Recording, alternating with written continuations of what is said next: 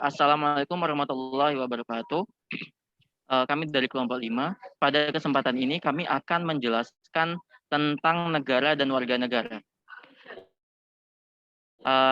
Untuk pertemuan ini akan dibahas apa sih suatu negara itu, mulai dari definisi negara, unsur-unsur pembentukan suatu negara, bentuk-bentuk negara, teori dari terbentuknya negara, serta pengertian dari warga negara.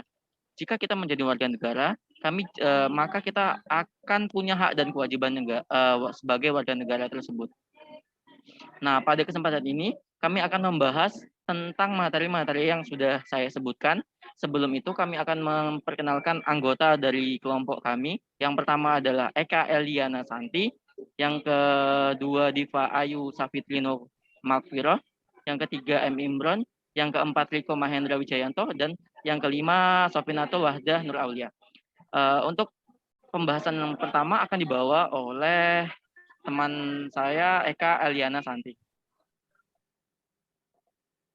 Kita akan membahas tentang negara dan warga negara. Untuk yang pertama, negara. Kata negara adalah terjemahan dari kata asing state Inggris, Staat Belanda, dan Jerman, atau Etat dalam bahasa Perancis. Menurut Miriam Budiarjo, negara adalah suatu organisasi yang berada dalam suatu wilayah yang memiliki kekuasaan untuk memaksa seluruh golongan yang berada di dalamnya serta menetapkan tujuan hidup bersama. Yang kedua, yaitu fungsi negara. Dalam fungsi negara ini ada 3. Yang pertama, melaksanakan penertiban law and order yang tujuannya untuk bersama dan mencegah terjadinya bentrokan-bentrokan dalam masyarakat. Negara harus melaksanakan penertiban atau negara bertindak sebagai stabilisator. Dan yang kedua, mengusahakan kesejahteraan dan kemakmuran rakyatnya, pertahanan untuk menjaga kemungkinan serangan dari luar. Dan untuk yang ketiga, menegakkan keadilan. Hal ini dilaksanakan melalui badan-badan pengadilan.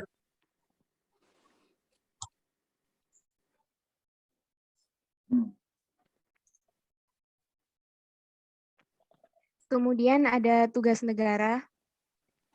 Yang pertama, mengendalikan dan mengatur gejala kekuasaan yang bertentangan satu sama lain. Yang kedua, mengorganisasi dan mengintegrasikan kegiatan individu dan golongan ke arah tercapainya tujuan bersama seluruh masyarakat. Negara menentukan bagaimana kegiatan kemasyarakatan disesuaikan satu sama lain dan diarahkan kepada tujuan nasional.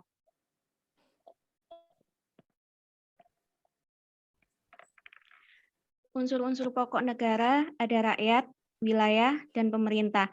Rakyat itu adalah segenap penduduk yang mendiami suatu wilayah yang dipersatukan oleh persamaan. Kemudian wilayah. Wilayah adalah seluruh tempat baik daratan, lautan, maupun udara dengan batasan-batasan tertentu. Yang ketiga ada pemerintah. Pemerintah itu suatu lembaga yang di dalam suatu negara memegang kekuasaan tertinggi dan dibentuk untuk melaksanakan jalannya roda pemerintahan suatu negara.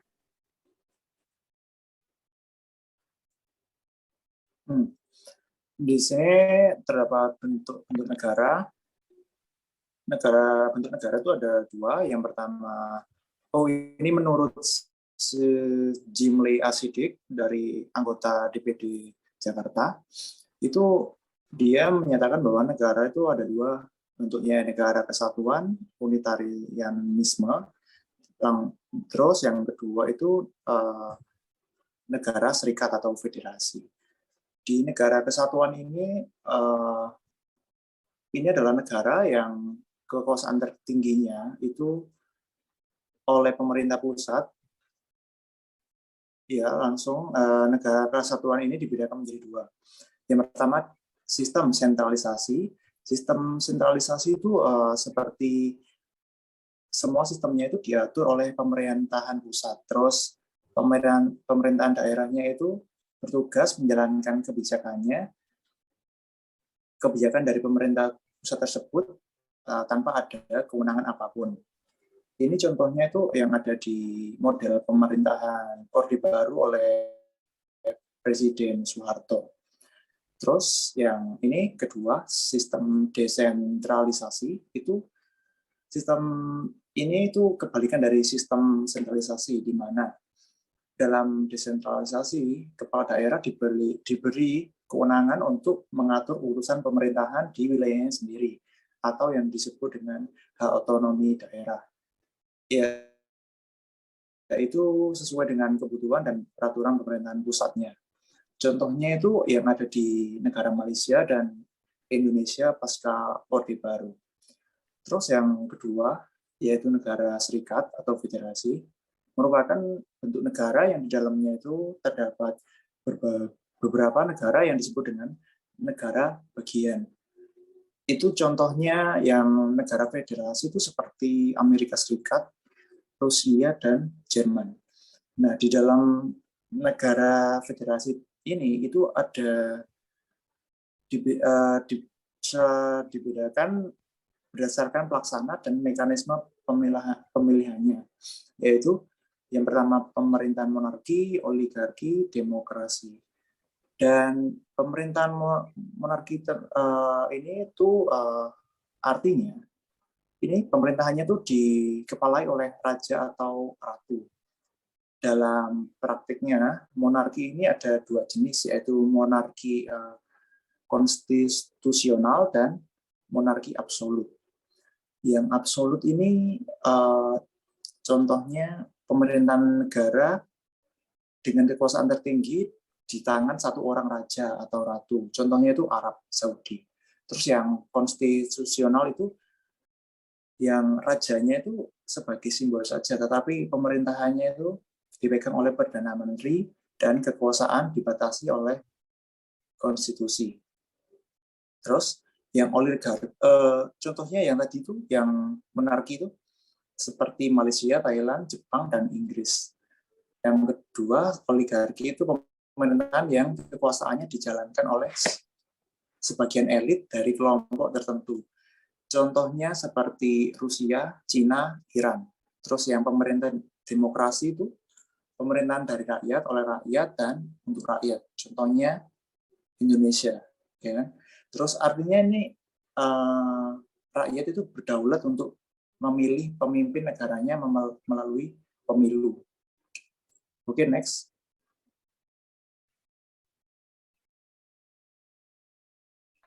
Selanjutnya adalah teori dari suatu negara. Pada materi ini, teori dari negara itu ada 3. Yang pertama teori kontrak sosial, teori ketuhanan, dan teori kekuatan. Nah, untuk yang pertama adalah teori kontrak sosial. Pada teori ini mengatakan bahwa suatu negara itu terbentuk dari perjanjian masyarakat. Nah, di mana perjanjian masyarakat ini mereka yang masyarakatnya itu mengikat diri untuk mendirikan suatu organisasi yang bisa melindungi dan menjamin kelangsungan hidup bersama dalam suatu tempat. Nah, penganut dari teori ini adalah Hobbes. Nah, namun ada bertolak belakang dengan teori Hobbes, yang mana menurut Resu pemerintahan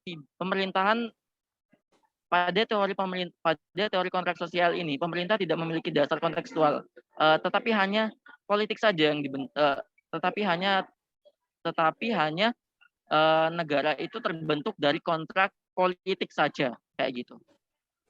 Yang kedua adalah teori ketuhanan. Pada teori ini disebut juga sebagai doktrin teokritis kalau salah. Nah, doktrin ini bersifat universal yang mana banyak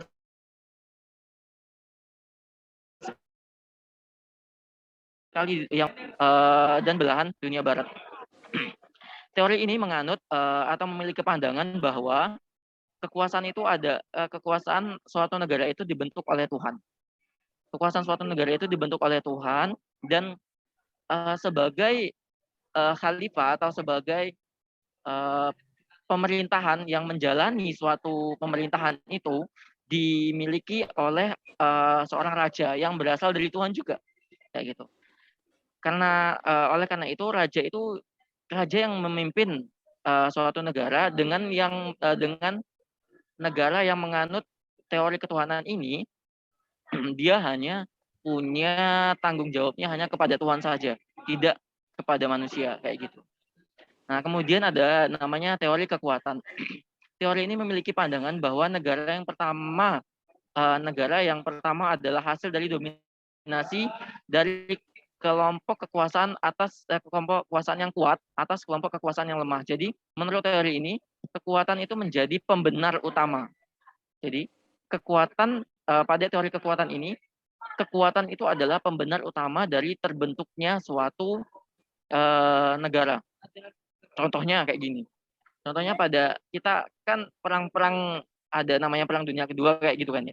Nah, pada Perang Dunia Kedua itu setelah terjadinya perang itu kan banyak itu orang negara-negara kuat yang menjajah suatu negara kayak gitu. Kemudian mereka hengkang dan hengkang dari negara tersebut, dan negara tersebut yang telah ditinggalkan oleh negara kuat tersebut menjadi negara baru kayak gitu.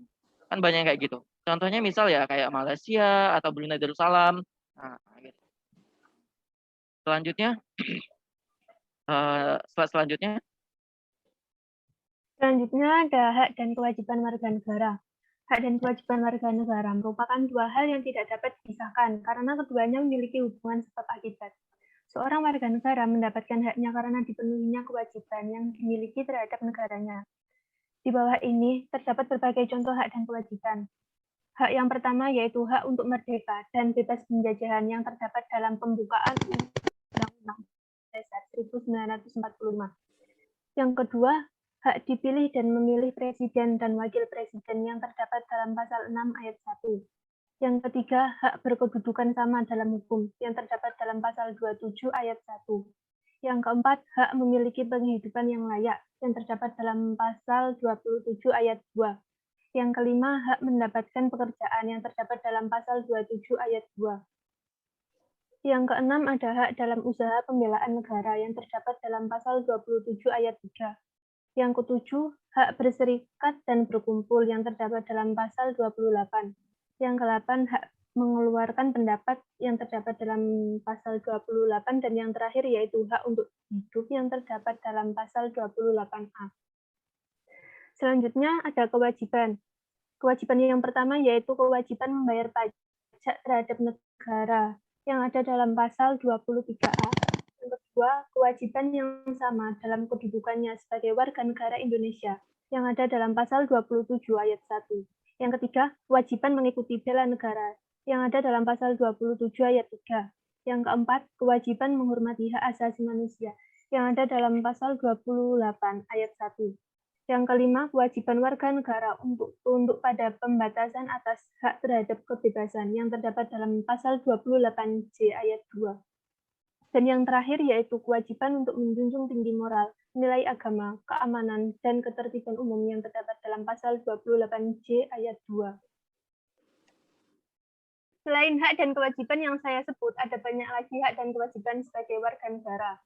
Selain itu, kewajiban warga negara terdapat pada Undang-Undang Dasar 1945. Kewajiban warga negara juga mengatur dalam Undang-Undang Nomor 20 Tahun 2003 sebagai berikut: menjaga norma-norma pendidikan. Yang kedua, mendapat pengajaran layak. Yang ketiga, melaksanakan ketertiban dunia.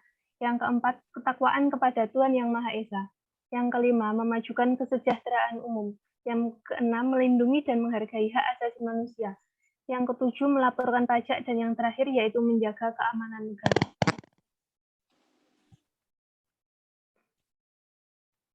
Demikianlah penjelasan dari kelompok kami tentang definisi dari suatu negara, tentang apa sih warga negara itu, dan hak dan kewajiban yang harus dilakukan oleh suatu negara, suatu warga negara.